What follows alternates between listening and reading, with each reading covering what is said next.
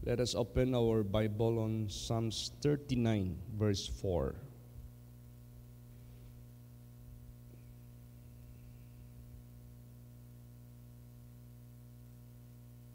Walang mic.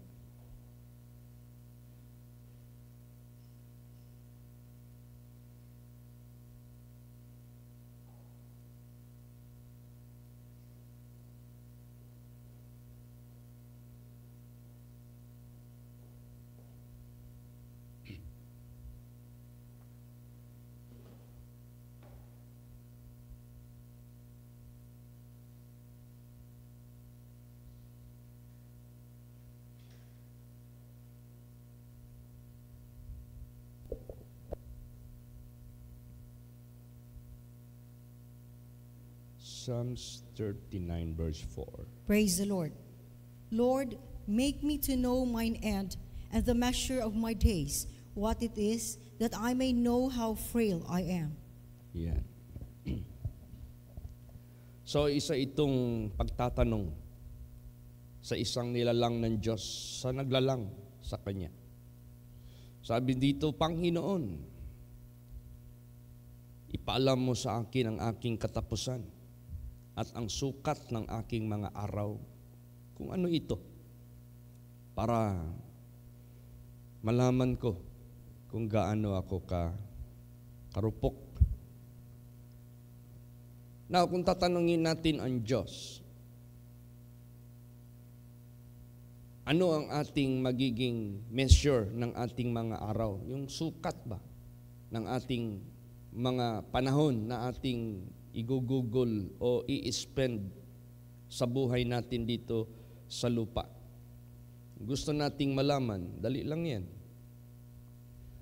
Kuha lang tayo ng survey dito sa mundo. Meron naman yan eh.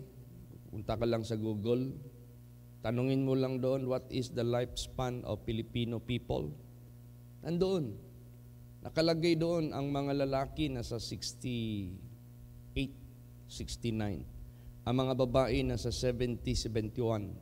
Yun na lang ang pinaka ratio o yung bracket na common na nabubuhay na Pilipino. Kung Japan naman ang tatanungin mo, medyo mahaba-haba pa. Nasa 80 pa yung kanilang lifespan. Iba-iba. Bawat country, iba-iba. Ang Africa, medyo mababa. Dahil sa environment nila at health care nila. Ngayon, kung titingnan natin ang Biblia, ang buhay ng tao noon, yung lifespan, yung sa una pa talaga, yung sa unang mga panahon, no? Before the flood, umaabot ba sila ng 900? Napakahaba ng buhay nila. Ang pinakamahaba ang buhay si Methuselah. Basahin natin. Genesis 5:27. Praise the Lord. And all the days of Methuselah were 969 years, and he died. Yan. Almost 1,000. Kasi 969 ang edad niya sa kanyang buhay dito sa lupa. Almost 1,000. Napakahaba ng buhay. Si Adam naman 930. Si Noah naman 950. Ikalawa ni Methuselah si Jared 906 something like that. Basta mahaba din. Pero dumating ang panahon bago ang flood, nagdesisyon ang Diyos. Tingnan mo. Once God will decide, wala tayong magawa. Kung pahabaan niya ang buhay ng tao, hahaba yan. Katulad sa panahon nila Methuselah, Jared, Noah. Pero pag mag-decide ang Diyos na babaan niya ang lifespan ng buhay ng tao, kailan nagsimula ang unang pagbaba ng Diyos sa lifespan? During Noah's days, before the flood. Plano na niyang bahain ang mundo, tapos nangako siya. Hindi na niya pahabaan ang buhay ng tao na aabot pa ng 900, aabot pa ng 800, aabot pa ng 700, 600, hindi na. Binabaan niya na. Basahin natin. Ano ang pagbaba nito? Genesis 6 verse 3. Praise the Lord. And the Lord said, My spirit shall not always strive with man, for that he also is flesh, yet his days shall be 120 years. Yan. Bumaba. Ang Diyos ang nagdesisyon yan, ang may-ari. Yan ang totoong may-ari ng mundo. Praise the Lord. Hindi namamatay. Pag anong sinabi niya, lahat mangyayari yan. Isa lang may-ari ng mundo, isa lang naglalang ng mundo, yung nasa langit na buhay. Praise the Lord. Na hindi namamatay, magpakailan pa man. So, anong masasabi natin dyan? Pag decide ang Diyos na babaan niya ang buhay, wala tayong magawa. Kaya anong nangyari? Si Noah, si Moses, ilang taon? 120. Natupad. Si David, 110. Si Joshua, 115. Ngayon, bumaba pa ito ng husto. Basahin natin. Psalms 90, verse 10. Praise the Lord. The days of our years are 80 years and 10, and if by reason of strength they be 80 years, yet is their strength labor and sorrow, for it is soon cut off, and we fly away. Yan. Prophecy ito sa panahon ni David. No? Kasi si David nasa 100 plus pa eh. Pero nagkaroon ng prophecy. Nagkaroon ng pahayag na ang buhay ng tao bababa sa 70 hanggang 80. At yan ngayon ang nangyayari kasi ang Pilipino nasa 70. Yes, may nabubuhay pang 70 plus. Pero kung babasihan natin sa tinatawag na ratio, wala na yan. Ang lalaki 60 plus na lang. Karamihan na mamatay na. Ang mga babae nasa 70. Natupad ang sinabi sa banal na salita ng Diyos. So kung ating susukatin ang ating buhay, parang isang ganito na lang, dangkal na lang. Basahin natin yan. Psalms 39 verse 5. Praise the Lord. Behold, thou hast made my days as an handbreadth, and mine age is as nothing before thee. Verily, every man at his best state is altogether vanity. Ayan. Ginawa mo ang aking mga araw na isang dangkal. Ang aking edad ay katulad sa wala sa harapan mo. Sa totoo lang, ang bawat tao sa kainaman ng kanyang kalagayan, lahat ito ay walang kabuluhan. Totoo yan. Kahit pa anong gagawin ng tao sa sanglibutang ito, tingnan mo si Madam Queen Elizabeth II. Ang yaman na kaya niya. Hindi pa siya umabot ng 100. 96, something like that. Ganon din si Henry C. Pinakamayaman na tao sa buong Pilipinas, may-ari ng SM Shoemart. Nasa 90 plus lang din. Kung babaan ng Diyos ang buhay ng tao, kahit anong gawin, hindi niya kayang lampasan yung gusto ng Diyos na mangyari. Kaya sa buhay natin, napakaikli na lang ng buhay.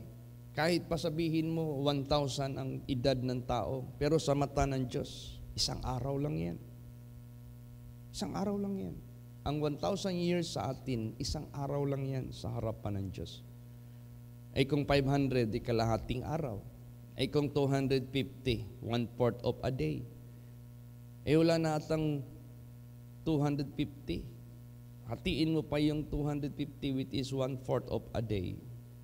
Ilan? 125. That is 1/8 of a day in the eyes of God. 125. Aba, mahirap na maabutin yan. Hatiin mo yung ilan yun? 125, hatiin mo yan. Ilan? 62, 63. Meron pa, pero wala na. Ano ba kung hatiin mo yung 1,8,316? Nako, ang ikli na ng buhay ng tao. Isang dangkal na lang talaga. Yan na ang totoo. Basahin natin. Psalms 94, verse 5. Praise the Lord. For 1,000 years in thy sight are but as yesterday when it is past, and as a watch in the night. Thou carriest them away as with a flood. They are as asleep. In the morning they are like grass which groweth up. Yan. Ang 1,000 taon sa harapan mo para lang kahapon kung ito'y lumipas. Para lang isang gabi. Sila ay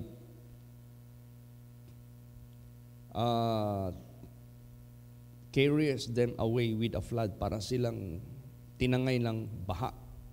Alam mo yung baha? Maya-maya, wala na. Ganun. Para silang natulog. Pag natulog, maya-maya, wala na. Para silang damo sa umaga na mag-grow pagkatapos malanta din, hindi magtagal. Now, ang tanong nito, talaga bang ginawa ng Diyos ang tao na wala na lang kabuluhan lahat? Wala na talagang kabuluhan? Tanong yan eh. So kung ganun ang mangyayari sa buhay natin, walang gusto ng mabuhay sa mundo. Talaga ba talagang ginawa ng Diyos ang lahat ng tao, wala ng kabuluhan? Basahin natin. Psalms 89:47. Praise the Lord. Remember how short my time is. Wherefore hast thou made all men in vain? Yes. Totoo ba yan? Kailan ba maging in vain ang buhay natin sa sanglibutang ito? Na kahit maging bilyonaryo ka pa, kahit maging trilyonaryo ka pa, kahit maging quadrilyonaryo ka pa, kahit pamaangkin mo ang buong Davao City, Davao City, the largest city in one of the largest city in the world in area. Kahit maangkin mo pa ang buong Davao City. Hindi lang ang Tamayong, hindi lang ang Kitbug, hindi lang ang Katitipan ang maangkin mo. Buong Davao City. Ay, ipalagay natin, hindi lang buong Davao City, buong Mindanao. Ay kung hindi lang buong Mindanao, kahit buong Luzon, Visayas pa. Ay kung tingnan mo yung Pilipinas sa buong mundo, halos hindi na makita sa liit. Ay kahit maangkin mo pa ang buong Asya. Anong sinabi sa Bible? Kahit buong mundo pa ang maangkin mo, meron bang profit? Basahin natin. Kung may mangyari sa iyong ikakapahamak ng inyong kaluluwa. Mark 8:36. Praise the Lord. For what shall it profit a man if he shall gain the whole world and lose his own soul? Yan. Anong pakinabang ng tao? Maangkin man niya ang lahat ng mundong ito. Pero kawalan naman ng kanyang kaligtasan ng kanyang kaluluwa. O ang ibig sabihin niyan, ang tao maging in vain lang kung walang kaligtasan. Kahit gaano ka pa yayaman, gaano ka pa kasikat, gaano ka pa, sino ka pa sa sanglibutang ito. Ang maging buhay mo, maging history na lang. Pero wala ka na. Yung kayamanan mo, maging history na lang. Wala na sa kamay mo. Yung kasikatan mo, maging history na lang. Pero you are no longer exist. Ganun ang lahat kung walang kaligtasan. So ang importante sa atin, maiksi man, medyo haba-haba man kunti, malaki man ang ating magagawa para sa Panginoon, maliit man, walang problema yan. Basta ligtas tayo. Basta nasa Panginoon tayo. Tingnan mo yung Bible. Yung mga anak ng Diyos dito, hindi lahat nag-serve sa Diyos. Ang haba ng buhay since birth. Meron ding naglingkod sa Panginoon, tinawag ng Diyos, matanda na. Si Abraham, tinawag ng Diyos, nasa 75 years old. Di ba?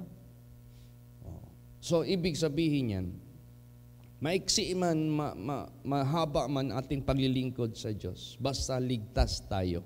Praise the Lord. Hindi maging in vain ang buhay natin pag ganun. Hindi talaga maging in vain. Kaya, lumapit tayo sa Diyos. Lumapit tayo sa Panginoong Diyos na naglalang sa lahat. Kasi siya yung magtuturo, mag-guide sa atin to profit. Para hindi masayang yung buhay natin na in vain lang lahat. But meron tayong profit. Siya yung magtuturo, siya yung mag-guide sa atin. Lumapit na tayo sa Kanya. Maniwala na tayo sa Kanya. Sumunod na tayo sa Kanya. Siya lang yung magtuturo sa atin to profit. Basahin natin. Isaiah 48:17. Praise the Lord. Thus saith the Lord, thy Redeemer, the Holy One of Israel. I am the Lord thy God, which teacheth thee to profit, which leadeth thee by the way that thou shouldest go. Yan. So meron tayong pag-asa. Hindi lahat tao in vain. Meron ding tao na pag naniwala siya sa Diyos, maging profitable yung kanyang buhay na mama-spend niya sa mundong ito. Bakit? Paul said, for me to live is Christ, and to die is gain. That is profit. Our suffering are not worthy to be compared of the glory that shall be revealed at His appearing. That is profit. That is elevation of your level. Pag magtaas ka. It is not going down, it is going up. It is not going to destruction, but it is going to eternal glory. Ganon. Pag magpaturo tayo sa Diyos, kaya yung inawit natin kanina, He leadeth me, magpag-guide tayo sa Kanya. Magpalid tayo sa ating Panginoong Diyos. So anong advice ng Diyos? Para hindi maging in vain ang ating buhay sa mundo. Basa. 1 Corinthians 15:58. Praise the Lord. Therefore, my beloved brethren, be ye steadfast, unmovable, always abounding in the work of the Lord, for as much as ye know that your labor is not in vain in the Lord. Yan. So meron palang hindi in vain. Hindi pala mangyari yung tanong na, Lord, ginawa mo na ba talaga ang lahat ng tao in vain? Ang sagot dito, merong hindi maging in vain. Basta magpag-guide tayo sa Diyos. Maniwala tayo sa Diyos. Sumunod tayo sa guidance ng Diyos. Ituturo niya sa atin how to profit sa buhay natin. Na kahit maikli lang buhay natin dito, but hindi maging in vain. Praise the Lord. So anong advice dito? Maging steadfast tayo. Saan tayo maging steadfast? Sa bagong buhay.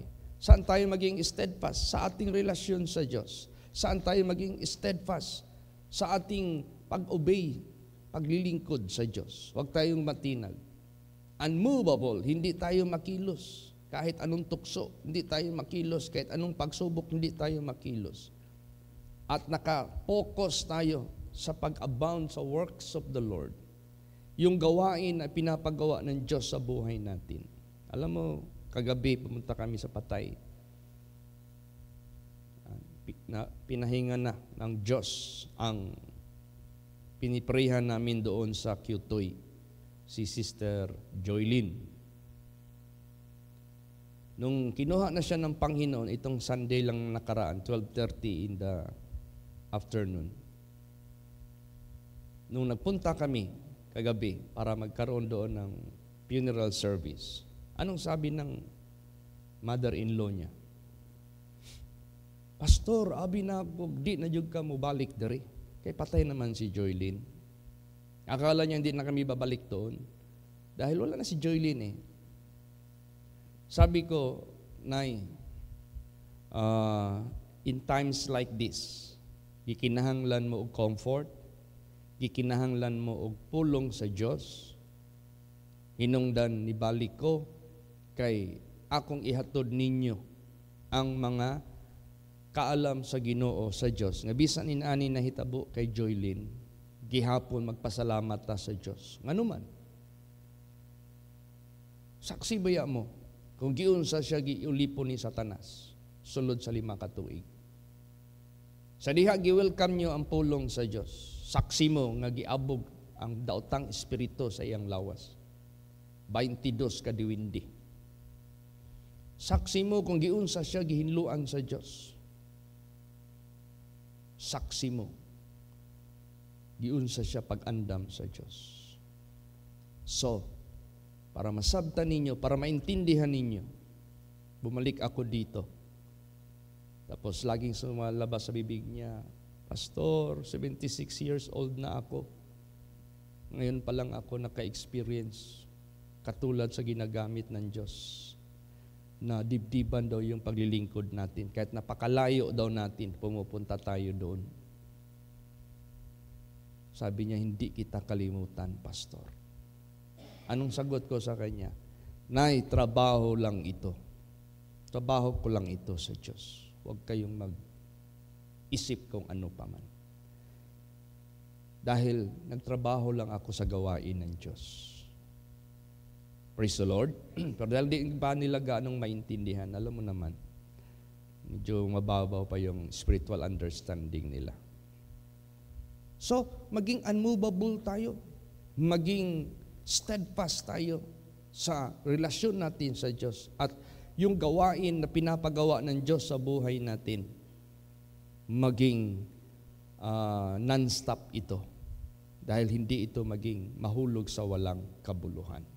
O ito na yung paglilingkod natin sa Diyos na ginagawa natin sa ating kapwa, na wala tayong iniisip kung ano pa man, kundi trabaho lang tayo na pinapagawa ng Diyos sa buhay natin. To God be the glory. Praise the Lord. Doon tayo magbigay ng kaluwalhatian sa buhay na ating Panginoong Diyos. So naintindihan nila kagabi na maikli lang buhay natin sa mundo. Kung may mga loved ones tayong mauna sa atin, ang importante, ligtas tayo. Dalawang kamatayan ang nangyayari sa mundo, sa tao. Sa mata ng Diyos, meron siyang kinakalungkot na kamatayan ng tao. Meron ding kamatayan na kinaliligaya ng Diyos. Huwag tayong mamatay sa kinalulungkot ng Diyos na kamatayan. Ano ang kamatayan na kinalulungkot ng Diyos? Yung mababasa natin sa Ezekiel 33:11, wala siyang pleasure, wala siyang kasayahan sa kamatayan ng makasalanan. Anong ibig sabihin yan? Yung pagkamasama mo, pagkaliko mo, pagkamakasalanan mo, pinanindigan mo hanggang ikinamatay mo.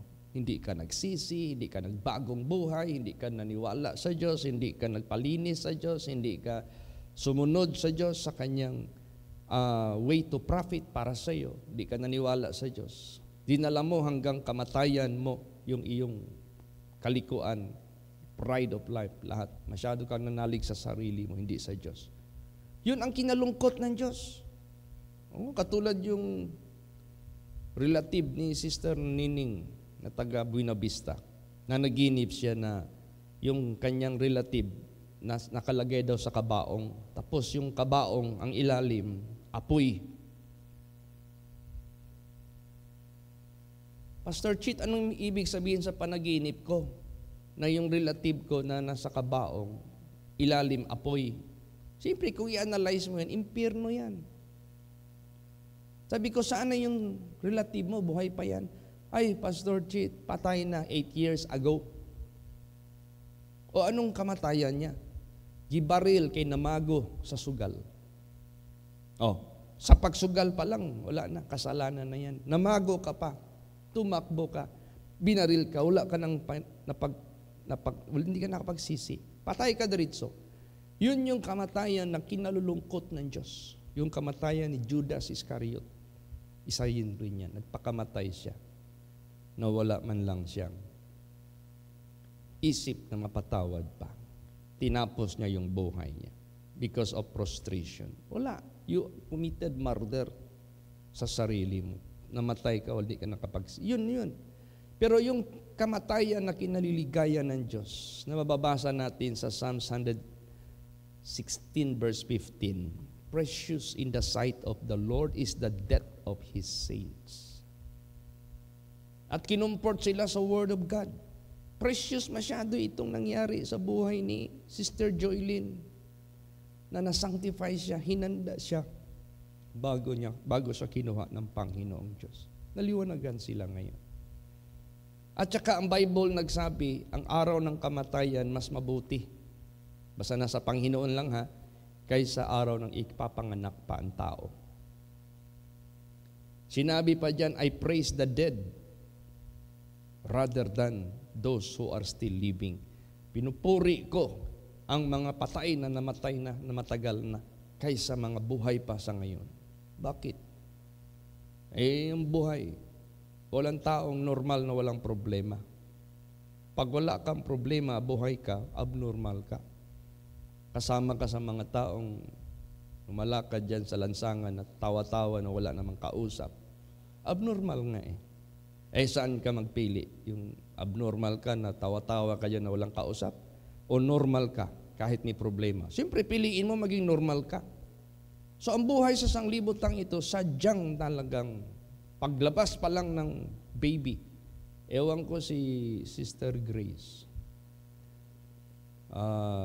Meron ka bang naalala, Sister Grace, na nanganak ka sa anak mo, biglang tumawa paglabas? Wala. Wala. Oha, iyak talaga. Iyak talaga. Bakit? Nabuhay siya. Salubong siya ng iyak kasi problema na niya. Paano siya makadudo? Problema na niya. Tingnan mo yung baby min-min natin dito.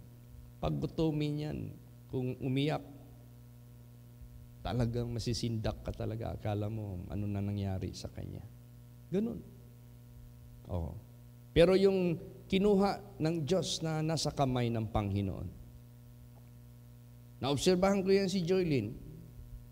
Hilik lang ng hilik. Hilik ng hilik hanggang kinuha ng Panginoon. Ang sarap ng araw ng kamatayan na nasa kamay ng Diyos. Hilik ng hilik hanggang natapos ang buhay niya. Gisingin mo yung naghilik. Awayin ka niyan. Kaya nga sabi diyan, magbiro ka man lang sa lasing, wag lang sa bagong gising. Ganun. Kasi yung mga, kaya sabi ko, malungkot man tayo, bakit tayo mag-goal kang Joylyn? Tulog yan eh. Bakit tayo malungkot? Tulog lang yan. Sa atin, patay. Hindi na yan mabubuhay. Pero sa mata ng Diyos, tulog yan. Pinabasa ko yung mga verses. David slept. Solomon slept. King Hezekiah slept. Tulog lahat yan. Kasi gigisingin din yan ng Panginoon Diyos. Bakit tayo malungkot kung natulog yung tao? Sa harapan ng Diyos. Praise the Lord. Kaya, to God be the glory. Gawin natin ang buhay natin na profitable. Kailan maging profitable ang buhay natin at hindi maging in vain? Mag-abound tayo sa gawain ng Diyos. Maging steadfast tayo, maging unmovable tayo. Huwag nating kaligtaan yan. Last verse. Philippians 2:16. Praise the Lord. Holding forth the word of life, that I may rejoice in the day of Christ, that I have not run in vain, neither labored in vain. Yan, hindi in vain ang pagtakbo mo, hindi in vain ang paglabor mo. Paano? Hawakan natin ang salita ng buhay para tayo'y liligaya sa araw ng pagdating ni Kristo. Para hindi ako tumatakbo sa walang kabuluhan ni nagpapagal, naglilabor na wala lang kabuluhan. O kaya, ganun. Huwag nating kaligtaan ang word of life na ito. Hawakan natin ito hanggang sa ating huling hininga, hanggang sa ating kamatayan. Be thou faithful unto death, and you will receive the crown of life. He that shall endure unto the end, the same shall be saved. Kaya napakaganda. Hindi pala lahat ng tao maging in vain.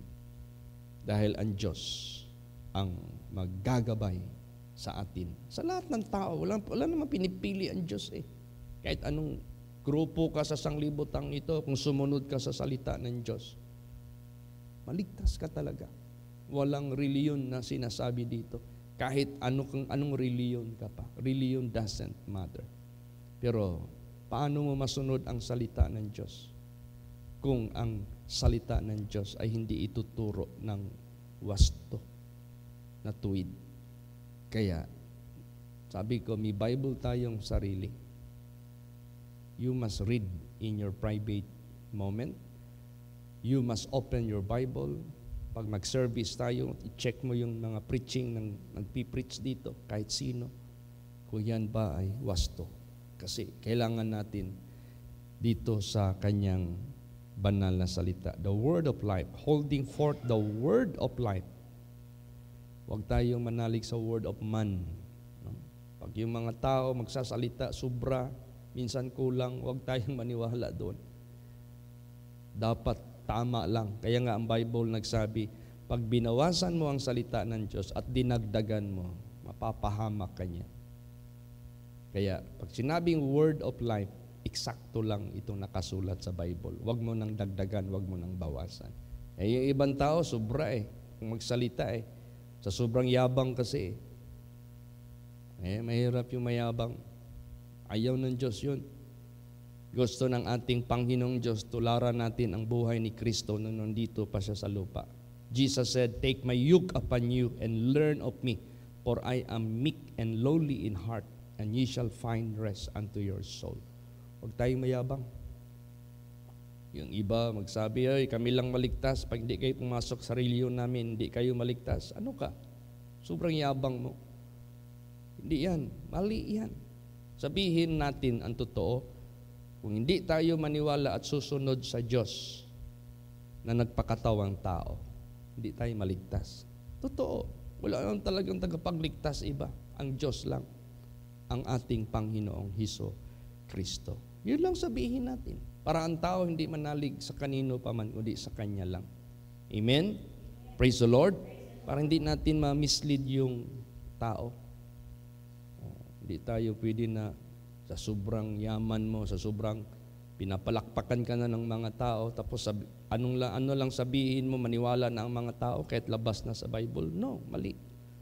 Kaya ingat tayo lahat. Watchful tayo lahat. Pag hindi na sang-ayon sa word of life, ingat tayo. Piki yan. Papuntang kapahamakan yan. Kailangan wag bawasan, wag dagdagan ang salita ng Diyos.